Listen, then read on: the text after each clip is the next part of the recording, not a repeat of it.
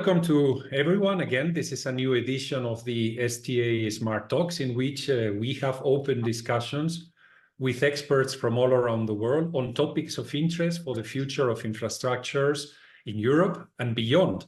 And I highlight the beyond today because I have on the program my dear friend, Dr. Eddy Declercq.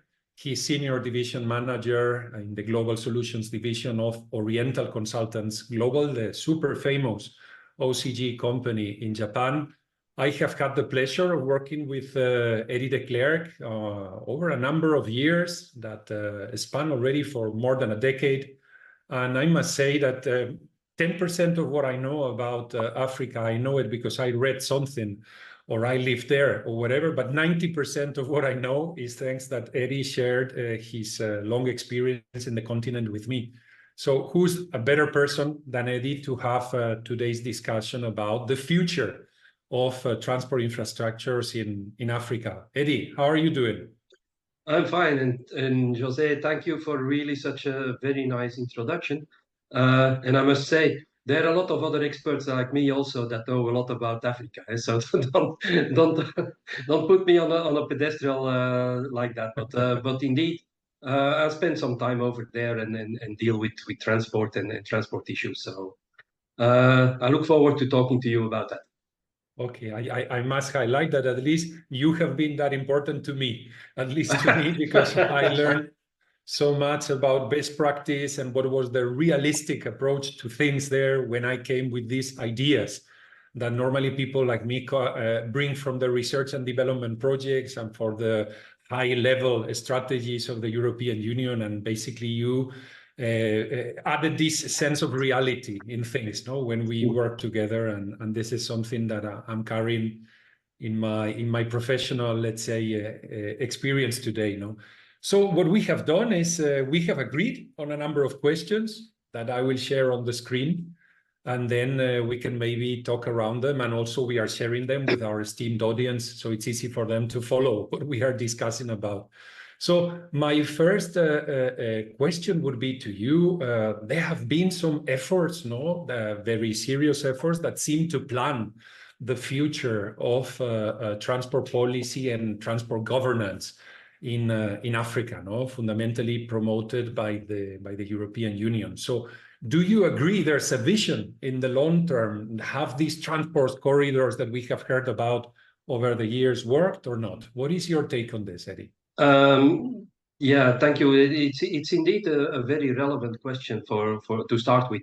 There is indeed a vision, both from the European Union and from the African Union, and let's say the divisions under the African Union, about where to go with transport in Africa in the long term. So in Africa, the African Union, for example, they have the Vision 2050. They also have the Transport Vision 2065. There is a lot, and let's say on the European level side, let's say the transport policy white paper, that's a little bit outdated. That in global terms, for transport, it is a global gateway that is leading, let's say, the efforts of the EU together with the Green Deal. Those two together, let's say, they set out, let's say, the framework for the EU on how to deal with transport and how to deal with transport development in let's say the partner countries, and both together in terms of financing on that put under the global Europe in DC framework, which is the financial structure that is dealing with all that. Okay. I have already learned something. That is the Global Gateway Support Mechanism. It's strong in this context. Yeah, yes. And second, that the Green Deal that we believe is only for the European Union is also strong in this context. Yes, because Global Gateway, I mean, they're physically active, very active in Africa. I'm actually involved in some of those initiatives in Africa, in Western Africa. Where they really try to develop, let's say, the transport network. And if you see the Global Gateway strategy of the EU, you can really see that they are trying to link their network to the set of strategic corridors of the African Union. So, for example, they are supporting the Abidjan-Lagos corridor. and certainly the one that I'm working on, for example, is the Abidjan-Ouagadougou corridor. So that's between Côte d'Ivoire and Burkina Faso. So that's for the railway transport. So they're really working on the subject and on trying to develop transport in Africa within the context of that African Union corridor strategy. And the reason for the strategy is quite interesting, because it fits in the wider picture. Because, as you know, the European Union is not the only one investing in Africa. You also have the World Bank and JICA, which are very active, and they both frame within that context of the African corridors. JICA is focusing predominantly on the development of roads within that corridor principle, while the World Bank is, together with the EU, very active in stimulating railways.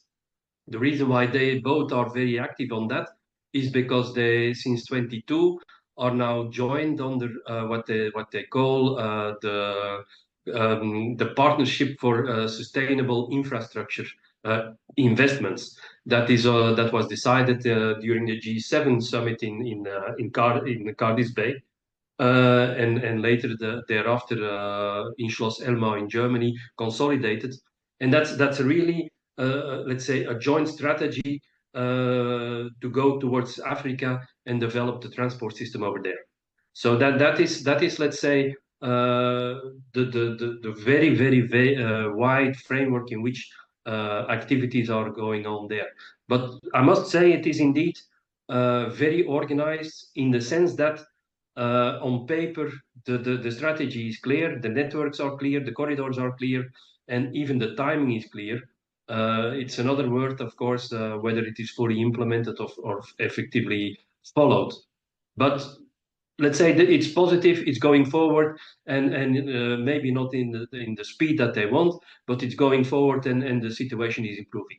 And just to finalize the response to this question, when you say that you're surprised about the Green Deal, the Green Deal is actually a part of Global Gateway, because Global Gateway, one of the priorities there is indeed, let's say, climate change resilience, and that is, of course, related directly with Green Deal priorities and objectives.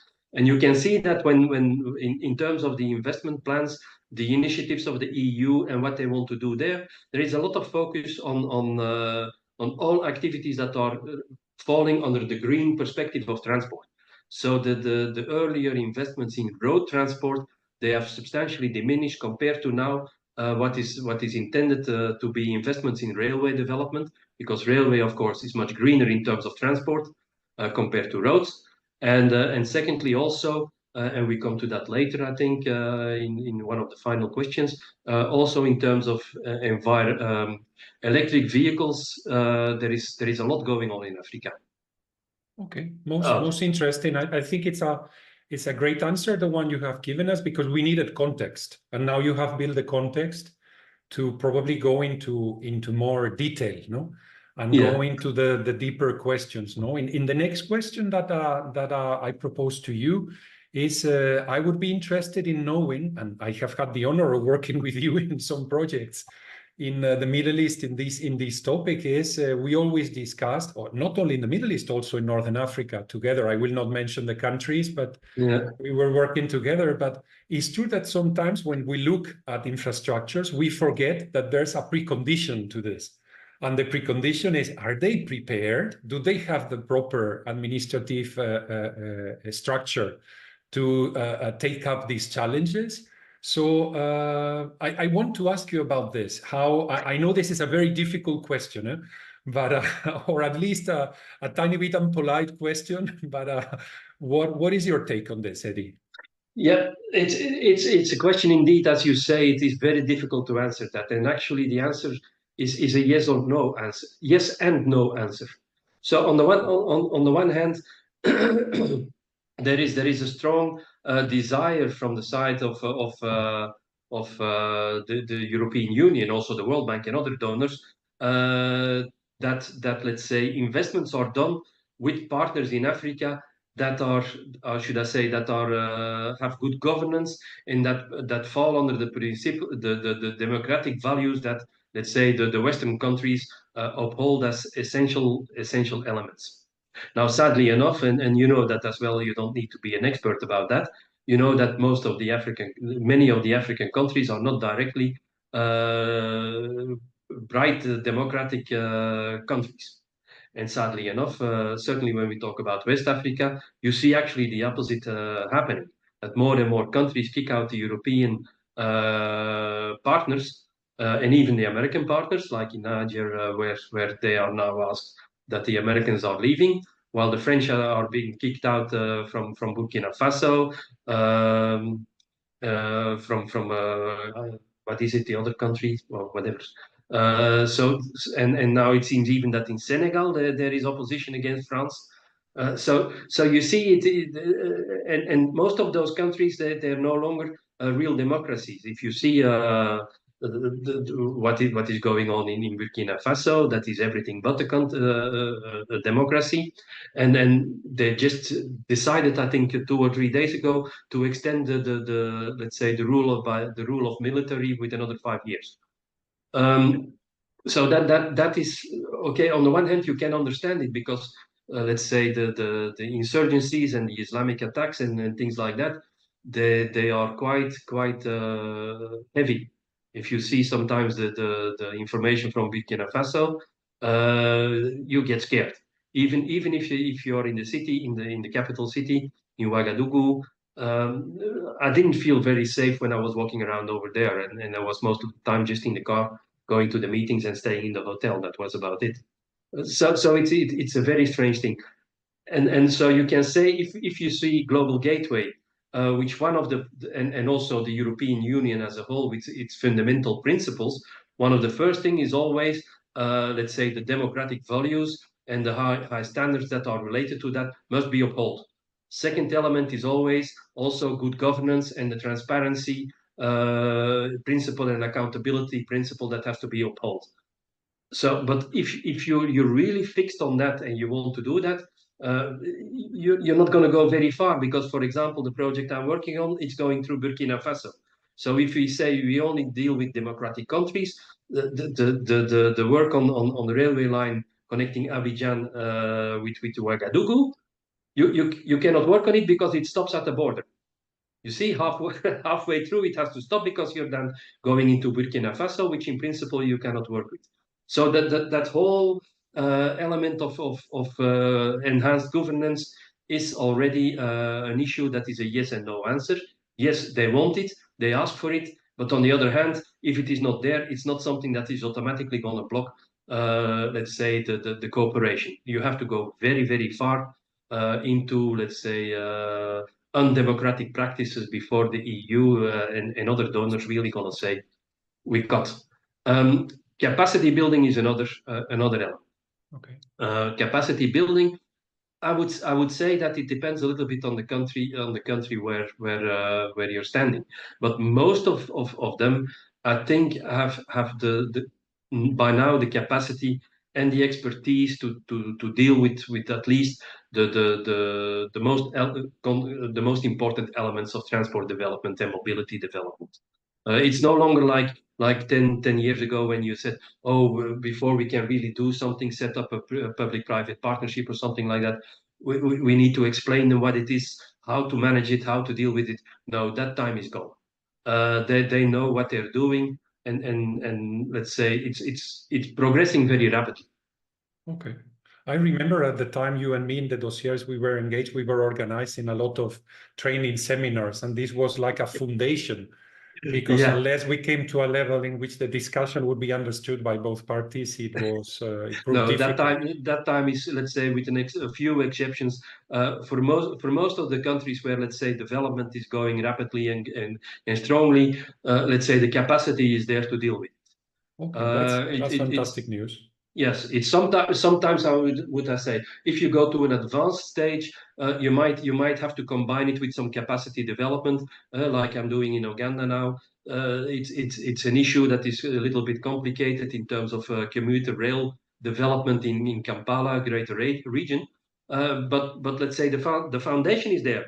It is because some of the issues are rather complex that you need to do a little bit of capacity building. But it is not like we had to do before when we worked together in those regions, where you said, okay, we first have to develop the capacity before we can do something like that. It's now more the other way around. Let's say you can do something and then you make sure that let's say your result will be sustainable. For that, you do some capacity building. And knowing how much realism you have in your analysis, the answer to the first two questions has been moderately positive. In a conservative way, but positive. It's, yes. There has been progress and things have changed from the time I was working with you there. It's very interesting. No, it is something I really, how should I say, I'm now almost 30 years in the business, and let's say it is something that is really surprising sometimes, that if you have a long span between work in a certain country and you go back, you see the evolution. It's sometimes surprising. Okay, we're talking about Africa. I have to leave very soon to Bangladesh, where I'm working on the Dhaka transport plant. And I remember I was there 15 years ago for a port project, and I said, oh, what is this for a country? And I was there a couple of months ago, and I felt in a totally different country. I couldn't recognize anything anymore. It is so developed. It has so developed in 15 years that it is quite a new city. So capacity building is certainly in Africa something that, in my view, is no longer a priority in the sense that it is for the development. It has now become a priority in the sense of supporting sustainability of the investments. That I would say that in one phrase that sums it up. Very interesting. Thank you, Eddy, for your take on this. No, now the obvious question. Question 3 is what everyone, not a transfer expert, but anyone on the street would ask you. No, it's is there political risk in Africa? Yes, it is. There is, but it's on the rise, or it is declining, and hence will the private monies, come to the continent or not? No, what is your take on that? Yeah, again, a yes and no answer. It's sad, but on the one hand, indeed, you can see that conflicts are rising. If you see in Western Africa where there is a lot of problems, you see also in the Congo where there is a lot of problems. You see in Nigeria where there is a lot of problems. So let's say in principle, the risk is rising, and a lot of countries are going to a non-democratic governance to deal with that. But if you look at it in the how should I say, in the wider perspective and in the long-term future of what you want to do, we're going to look at 4 evolutions. The first one is the opposition against the French and the Western post-colonial presence. That means Burkina, Niger, and now even Senegal. They're getting, how should I say, they are finished with colonialism, which means that still, so most of the former colonial countries, they're out, and you see that going on. The second problem that you have to deal with is the Chinese. The Chinese have a particular way of doing investments. Their investments that go under the Chinese Belt and Road Initiative. It's actually now institutionalized in China. It is now a part of the charter of the Communist Party, and it is, I think, even in the constitution. And the Chinese Belt and Road Initiative is their development of infrastructure worldwide. Now, the only reason why they do that is so that they can get themselves positioned politically in those countries. So, but in terms of investments, it is a problematic evolution, in the sense that they're not asking anything. They're just saying, what do you want, and then how much it's going to cost, and they bring up the money. So there is no incitement like it is with the Western donors to how should I say, to develop, to improve your governance, to the capacity building, to make sure that there is quality, sustainability, that there is follow-up in terms of maintenance, etc., etc.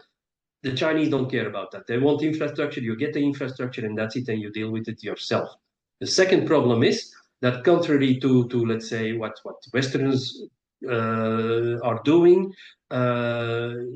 it doesn't bring value added to the country where the Chinese invest, because they bring all the manpower and all the companies from China over to there and they do the work. So there is almost nobody locally that profits from that. Thirdly, of course, and that I know personally, I've encountered it the quality is really lousy. So let's say a lot of the infrastructure is actually has a very short lifetime span. So that's a danger. A third element that you have to deal with is the Wagner Group. People are just some of them are laughing about it, but I'm considering that a real serious threat, because they're considering themselves as a kind of how should I say, business company, and they're trying to dominate exploitation in countries and get rich over there. And it seems to be very heavily supported by Russian government, etc. So they're really creating some disturbance in particularly in Africa. And the final one is, of course, the one that we already discussed previously. That's the internal power conflicts. So all that is saying, whoa, we're really in trouble, and there is no private company that is gonna willing to invest. Now, sadly enough, or happily enough, that's not true. The big companies, they're looking in the really long term, because what is actually the reality is that Africa is considered, economically speaking, in the long term, the growing market. It's no longer Asia, it's no longer China. They're looking to Africa. Africa is exploding, Africa is increasing, Africa is economically developing, it's growing, and it's going to be the future market.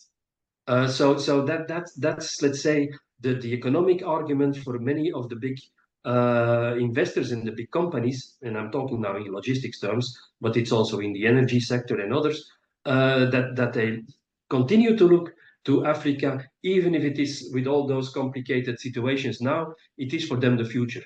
And I give you a concrete example. You know, Africa Global Logistics. That's the French Bolero group. They controlled since the 90s, and even before that, they controlled almost all logistics in Western Africa, at least. They are now for the moment still with Citarail Rail, the operator for the Abidjan Ouagadougou railway line. They also have other railways. They have ports. They have terminals. So that's really a major player. Now you can say that whoa, their concessions, they're going to end very soon. Their PPP concessions, you can say, oh, they're trying to go away. No, it's the contrary that is actually happened, because AGL, which is, let's say, the how you call that? The holding, Yeah, the kind of holding company for all those different companies, transport companies and logistics companies in Africa. It has been bought 2 years ago by MSC. Wow. MSC Group, which is one of the leading shipping companies and logistics companies in the world. Yes. So that means that they buy, let's say, infrastructure, and they buy PPPs, and they're going to go forward and developing them in Africa, in spite of all those problems that are emerging. So it's not small, because the AGL has something like 23,000 employees, and they're almost in over 40 countries active. So you can say that it's a yes and no. Yes, it is becoming a political risk, but no, because even with the political risk, the big players see Africa as the future market, and they are now already investing to make sure that they have a strong position in 10, 15 years, when that market is really gonna go up. And that's not only, let's say, in the traditional market, but also in the electric vehicles, where the same evolution you can see it, and even at a much higher speed. Okay, I hope this was a little bit clear, because it was a difficult question to answer. It is very clear, and also it shows us that in the world of international affairs, and of course transport is international in its own terms, there are not black or white answers. We are in a world of grays, and it's difficult, and sometimes people want a tale of heroes and villains in which things are super simple, and it is never simple. it is never simple, and one has to navigate in these shades of gray, as you have navigated while answering this question. No, no, but it's true. I think actually you put your finger exactly on how it is. Indeed, certainly in terms of logistics, that is something global. You cannot say black and white or good and bad. It's really gray. Even you deal with the bad ones if they contribute to making sure that your logistics is optimized. That's the reality. And let's say how should I say? It is only in very extreme cases that indeed politics is going to intervene in logistics. I'll give you an example on that. You know that EU and China, there is about three major corridors that link them together, except for the maritime corridor. That is the one that goes through the Black Sea. That is the one that is very recent under development. That is the railway corridor going through Istanbul. And there is the third one, that's the railway corridor that is going through Russia. Now, the Russian corridor, railway corridor, was, let's say, from the three corridors, the most performing 5 or 10 years ago. And now it's the least performing because really it is boycotted because of the war in Ukraine. So there you see an example that logistics can be influenced, but it has to be for let's say, a really serious reason before it is really becoming an issue. Politics is becoming an issue in logistics. Yeah, I recall in Belarus they were considering this corridor very strongly in political terms, like this was a country project. It was something very, very strong in the way the Belarusians understood their future. Yeah, and sometimes politics and logistics go together, because what happened with Ukraine and Russia on the northern corridor, so let's say the railway corridor through Russia, that is now, let's say, more or less boycotted. What I'm afraid of is the recent decision in Georgia about that declaration of where you get your money. You know what the big fight is about now? Yes. Okay, so the EU is not very happy with that, because Georgia is a candidate member since a couple of months, and now they do let's say a decision that is really opposite to everything that the EU stands for. And sadly enough, Georgia is let's say the hub in the Black Sea for the Central Corridor. So if let's say at a certain point we come to a situation that Georgia is considered more or less similar like Russia, yeah, that's going to be a very, very problematic situation for developing the Central Corridor, because you have the traffic going through Hungary, and then it comes to the Black Sea, and in the Black Sea it goes over the sea into Georgia to go further. So imagine that you suddenly block Georgia, your whole corridor is down the drain. And that would be the second one. That would then be the second one. So then the only one is the one that is going through Istanbul, and that luckily has been finished 1 or 2 years ago, with the final railway connections in Azerbaijan, etc., that have been linked.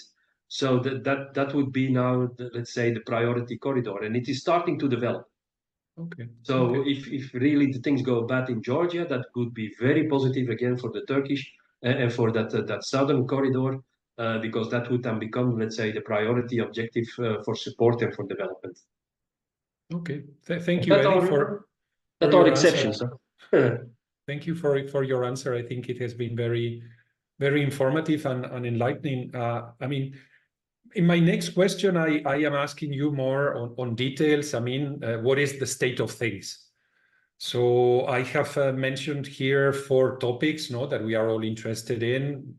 Obviously, roads are still the key, essential, mode of transport in Africa. It cannot be the other way.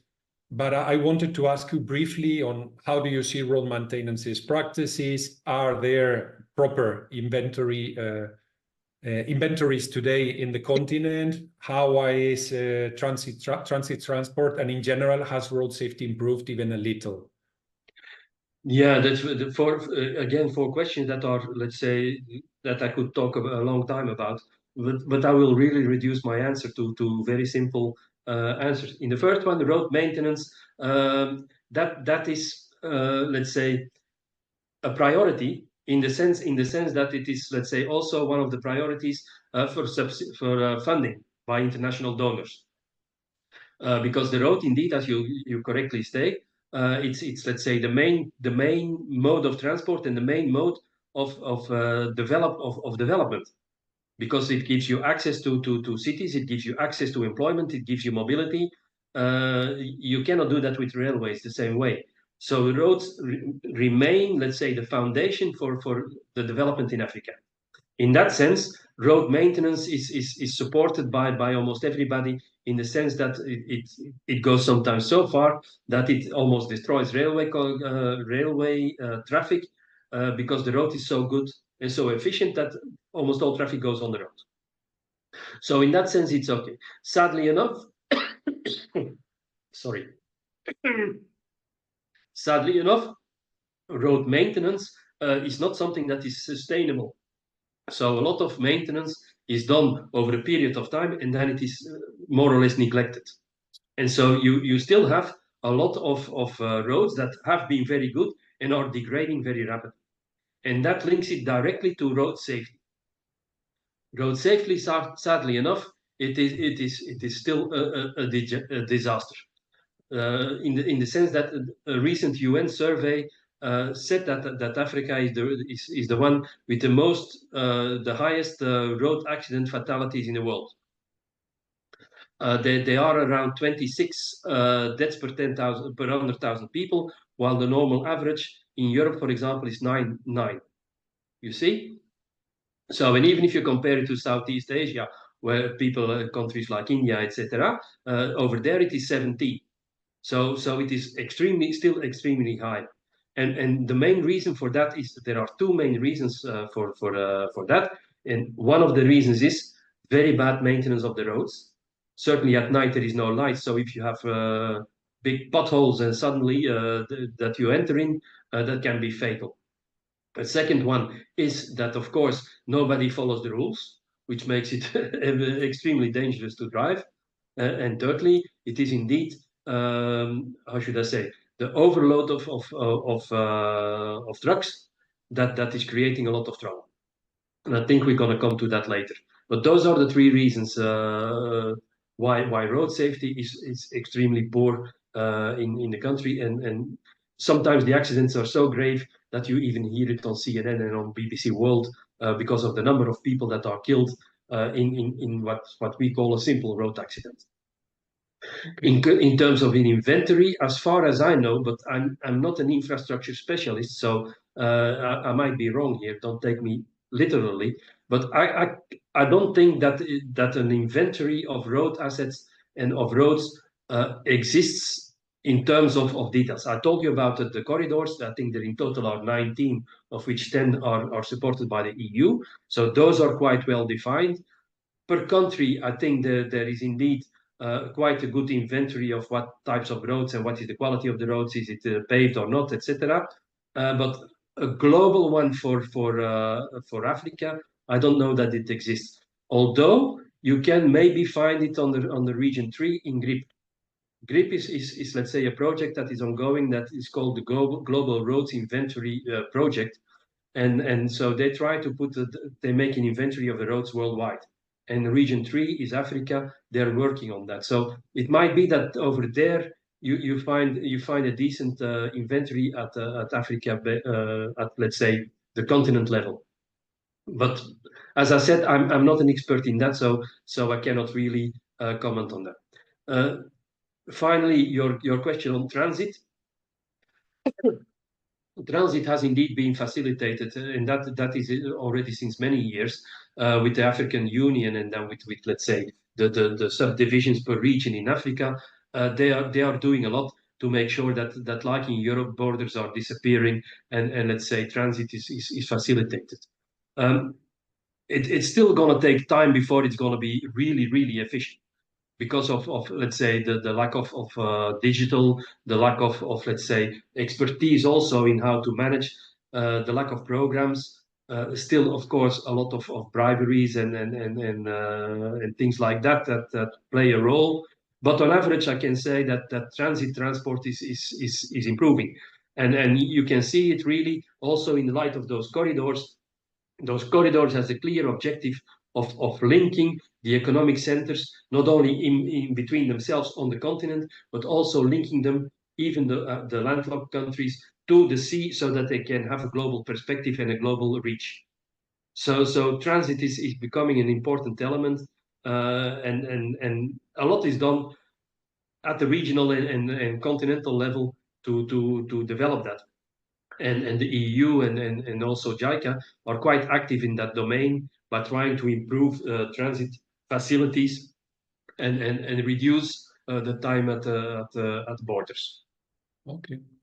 Thank you very much. I think you addressed my four questions very in a detailed manner. And actually, I have some more questions that are relatively detailed, and they have to do with vehicles. I mean, we have read in so many reports about vehicle dimension, vehicle registration. You mentioned before about vehicle overloading. I even had myself an experience in Ethiopia in which vehicle overloading had destroyed a whole infrastructure funded by the European Union. I acted as a referee in that problem in 2006. But what is the situation nowadays? The problems are still there?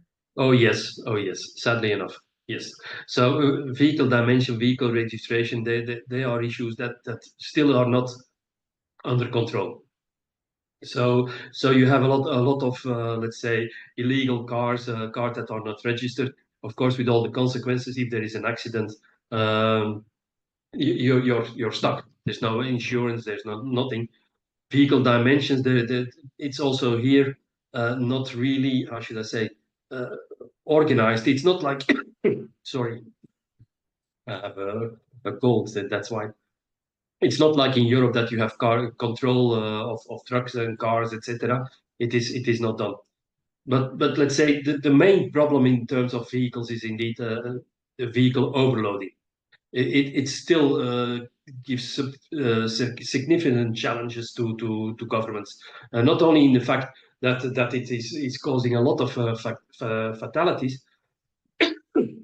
but also, of course, as I said before, in terms of road maintenance, it destroys roads because they're overloaded, they're overweighted, and the road cannot support those trucks, which means that the roads get destroyed much quicker, and the cost for maintenance is skyrocketing in countries where it's not always possible to increase the budget for that because of budgetary constraints, which means that then the roads degrade and increase the risk for accidents even more. But the surprising thing for me in this particular element is that already since 2010, there is an official, between brackets, guide on vehicle overload control, how to deal with that. And that has been introduced by the SSATP, which is, I don't know whether you know that, that's an international partnership for policy development and capacity building.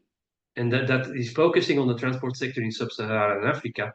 And they prepared let's say a manual on that to how to deal with that. And it's not something that is done by a small organization, because it's funded and supported by the EU, by the UNESCO, by the African Development Bank, and by the World Bank, to name the most important donors and participants. So let's say the foundation is there. Sadly enough, it is not applied. And to give you an example, in November 23, so that's very recent, I read an article over a crash in Niger, Niger state in Nigeria. It was a truck, and that was involved in an accident, and it killed 25 passengers. 25 passengers on a truck. So that's already a first thing. The reason the truck was extremely overloaded. I saw a picture. I think the height of the load was about 3 times the height of the truck, and the width of the load was double. And on top of that, you have 25 people sitting on that truck. So you can imagine what that was. And he did an accident, and afterwards checking it and all that. The reason why the truck is overloading and was driving at night, because he was driving at night, is because they want to avoid driving during daytime because of the risk of attacks. That's an important thing. And why the passengers were on there, that was for the same reason. They don't want to go on the road on their own in a car because it's unsafe. They figure it's unsafe. Not only because of attacks, but also because of the traffic rules that are not respected, because of increased speeding of other users. So it's very dangerous.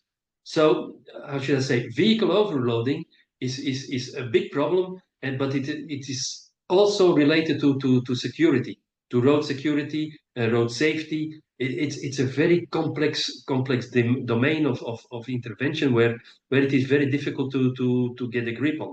And I think that's the reason why even nowadays, while things are progressing very well in terms of logistics overall and in terms of mobility overall, that still that overloading and unsecure travel is still a major problem. I hope I answered a little bit because no, you did in detail, and unfortunately, this is one of the negative answers you have had to share with us today. The situation has not improved. No? No, this is exactly one of the only domains that I must say that sadly enough there is not much progress. And honestly speaking, I don't know how funding agencies or let's say the EU or the World Bank or whatever, how they can contribute to that. Because it's such a complex problem with so many dimensions, and on top of that, with so many arguments related to income of families, mobility of families, security concerns of families. It's not with money or with improving the roads that you're going to solve the problem. I think this issue is let's say something that's going to be linked to let's say the long-term development of Africa, where they're going to go from what you can call underdevelopment towards developed. And once you go in that direction, you're probably going to see those issues also disappearing because the whole mentality will change. Let's say that poverty issue and the risk issue is getting away, is replaced by other priorities, and that would probably help. But that's my personal opinion. I think that's something that we're going to have to deal with until let's say things go better in the long term. Okay, thank you, Eddy. And this is we come to the final question, and actually I have realized why it was a question of relevance. You mentioned that when you created the context at the beginning of this discussion. Mm-hmm. So one could be wonder, but if these people are in this state of development, it is more important that they develop capacity building, better governance, better infrastructure. But the green perspective, do we need it now? Is it important? And that's why we added this question to the discussion. It's are they following the famous Green Deal? Are electric vehicles being spread in their vehicle fleets? What is your take in this matter? Yeah, I have a double take on that, but a very positive one. Actually, I think this is the domain where I can intervene in the most positive way, in the sense that let's say most of the African countries are let's say following also the Paris Agreement, and many of them have really clear objectives in terms of reaching the 2050 zero emission objective. So that's let's say the positive thing. In terms of the development, many of the countries indeed have policies that directly relate or linked or even stimulated and inspired by the Green Deal. So let's say the principle of green is something that, in my view, is very well established now in many of the African countries. And let's say we're always saying, okay, the EU is a front runner in terms of green. That is indeed maybe true at the policy dimension, but let's say there is still a lot of problems in the EU that you have to deal with when we talk about electric vehicles. I give you a simple example. In terms of development, how should I say? The EU is estimating that at present there is a need for something about 3.5 million charging stations on the trans-European networks now to meet the demand of the present number of electric vehicles. And if you see, that means if we translate that in something like 410,000 charging points that have to be established per year. But if you look at the numbers in 2023, there were about 150,000 charging points established in the EU. So that's about 300,000 below the need for let's say, catering for the people that are having electric vehicles. And I was saying, when I was reading those numbers, I said, oh, that might be a little bit exaggerated, or that might be not such a big problem.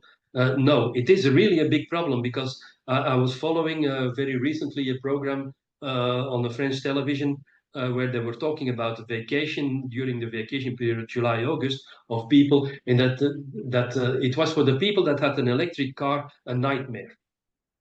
Nightmare? Yeah, because there are so few charging stations compared to the number of people that have electric cars. Certainly in France with Peugeot and all that, stimulating their green cars very heavily, that you sometimes had to wait on 3 to 4 hours before you could charge your car at a let's say a stop at the highway. Can you imagine? Yeah. So you already have your car that you have to drive, let's say 1,000 kilometers when you're living in the north and you want to go to the south for vacation, and then you have to wait 3-4 hours before you can charge your car. On top of that, I have a friend in Belgium that is working for, let's say, a company that is repatriating people in trouble when they're on vacation, and he says, since a couple of years, one of the main problems that we have to deal with is electric vehicles. I said, how's that? He said, yeah, because the problem is the lack of charging stations. So people think, okay, I have 500 kilometers I can drive because the publicity says 500 kilometers, but actually after 300 kilometers, they have no power anymore. Why is that? Because the 500 kilometers is done on a track under similar conditions, under, let's say, stable conditions and advanced, highly organized conditions.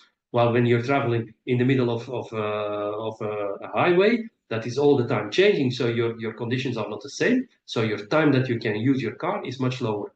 And then they end up in the middle of nowhere with their truck, with their car without power. Or otherwise, they have to wait hours and hours for charging stations. So even in Europe, electric vehicles is a problem. Now, bringing that to Africa, in Africa, it is very simple. They're far behind us. But when I say far behind us, that's only temporary, in the sense that market research suggests that the electric vehicle market now on the African continent is something like $11 billion US dollars, the total market. But the estimate by 2026-27, it will be $21.5 billion. $21.5 billion is almost double. And then you can say, but how, okay, that are numbers, just numbers. No, because if you go into the market, you can see that, for example, countries like Nigeria, like Cameroon, like Ghana, like Rwanda, like Kenya, like Morocco, they are really developing electric vehicles and the principle of electric vehicles. For example, in Morocco, Agadir city is replacing all its cars by electric vehicles. On the highway between Casablanca and Tanger, you have now charging stations for electric cars.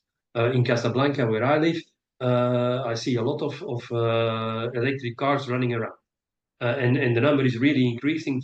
I can see it increasing. Compared to 2 years ago, I hardly saw a Tesla. Now a Tesla is becoming an ordinary car in the city. So that's, for example, for Morocco. On the other hand, another example, there is a company, an African company called Max. Max is present in Nigeria, Ghana, and Cameroon, and they are building electric motorbikes. And they are really selling them a lot. And a lot of companies, delivery companies now, and also because in Africa the motorcycle is also a means of public transport. A lot of them are now replaced by electric vehicles amongst them created, developed by Max. And just to say, Max, it's not a small company. It is quite a big one, because you have, for example, Yamaha and MasterCard that invested in that company. So if you have those people investing in your company, that means that you represent something.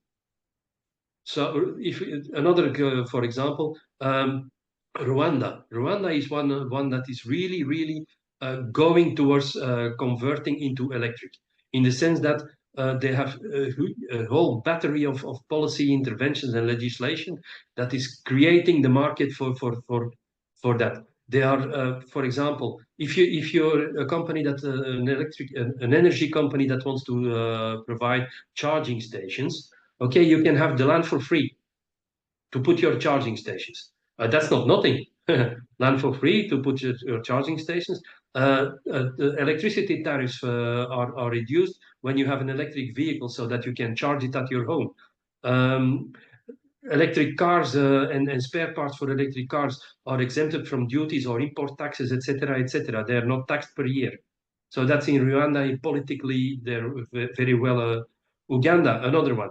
They have already a company that is creating buses, electric buses, since 2016, and they're really the private sector is really working towards green mobility and developing it.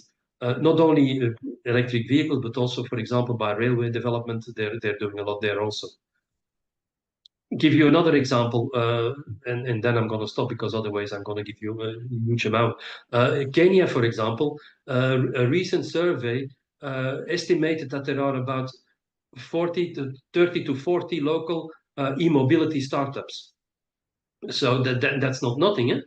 And we're talking about something over the $50 million of investment in 1 year in those startups. One of them, for example, is called Basigo. And Basigo started with 2 electric buses, and they're now up to 17, a fleet of 17 buses in 2 years. And they transported last year over 1.3 million passengers, and they calculated over 200 tons of carbon dioxide that was prevented to be released in the air. So to say, another one is Solar Taxi. That's a Ghana-based startup that offers, let's say, electric vehicles of all types for public transport. So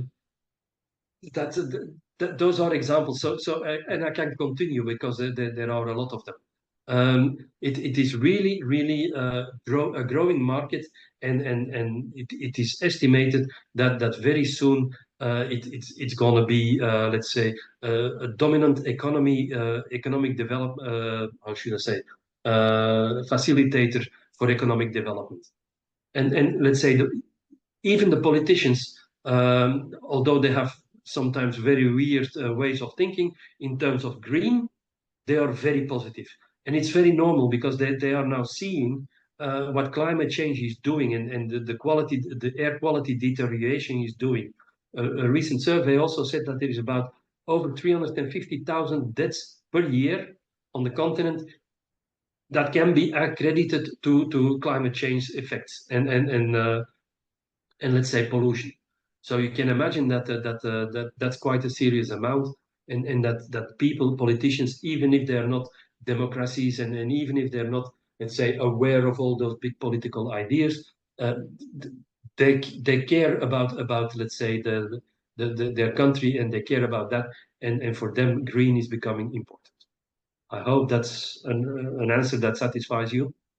It's a very good answer, actually, Eddy. You're aware I have been working both in terms of research and in terms of academia in the last years on electromobility, and I think you brought the 2 key avenues that to me are more important, which is public transport and electric light vehicles, motorbikes. Yeah. There are areas in which having electromobility gains is very easy and is very fast, and it can be fast-paced immediately, etc. No, and sometimes there's an obsession in the Western world that everything is about the car, and the public transport and electric light vehicles are truly the future of electromobility, or at least the first step. Yeah, no, I fully agree. That's really a fact. I think those people that are saying all the time electric vehicles is the future, the cars, they should go on an intersection in Kampala, and then they will change the idea. Because if you see the in front of a red light, the hundreds of motorcycles that are there, and the share of motorbike public transport in total public transport, you stop about thinking about electric cars, you think about electric bikes. That's a fact. You're fully right. I think in the short term and even the medium term, it's not the electric car that's going to make the difference. It's going to be the electric bike and the electric bus. Those two together, they're going to be the driving point for it. Because also, you should not forget, uh, Africa and most African countries are not European countries where people have a, let's say, an income that would allow them to purchase electric cars. A lot of those people are depending fully on public transport. Over the longer distance, it's by bus, and over the shorter distance, it's by those motorbikes, three-wheelers or whatever type of very simple personalized transport. So if already that, which is quite polluting now because it's if you see them in front of the red light, you're scared to breathe even. If you replace that already with electric, that's going to make already a lot of difference. How interesting. How interesting. Well, esteemed audience, what did I tell you? I told you that Eddy Declercq was one of the most important experts that we could engage in this discussion to learn about what is the future of transport in Africa. And I think he has not disappointed us whatsoever. He has clearly shown to us that there's lights and there's shadows. It's clear. Overall, I find that the tone of your intervention has been overall positive, moderately positive and optimistic, which is fantastic. And you have clearly highlighted how Africa is a continent of opportunities. And not because we say so, but because the big guys that, in a way, if you allow me, they don't have a big heart, they are seeing that the opportunity is there. So if they see it, we should be seeing it and understanding it better. And this is what Eddy has done for us today. Eddy, shall we have a new discussion in 1 year time or something like this where we can deepen? Yeah. Yeah, no problem. I'm always pleased to discuss it. If I may just maybe say one small thing to support what your conclusion is. Africa has a bright future also, not only because of let's say the contributions of let's say developed countries, but also and even more importantly so because of the contributions of the African people themselves. They are really developing and are conscious about what is the future and what is their opportunity and capacity, and they're really working to make it happen. And every time again when I'm in Africa, I'm confronted with those people, and it is always a pleasure to talk with them. They are motivated, they are bright, they are well educated, and they're going to make the difference. I'm convinced about that. Wow, what a lovely statement to have an end to our discussion. Eddy, let me thank my colleagues Effie Colliot and Frédéric Cool for putting together the technicalities of our discussion. And thank you so much to our esteemed audience, and looking forward to another episode of the STA Smart Talks. Thank you so much, Eddy. Thank you, José, and always available. Thank you. Bye-bye. Also, Bye-bye. bye to the audience. Bye. Bye.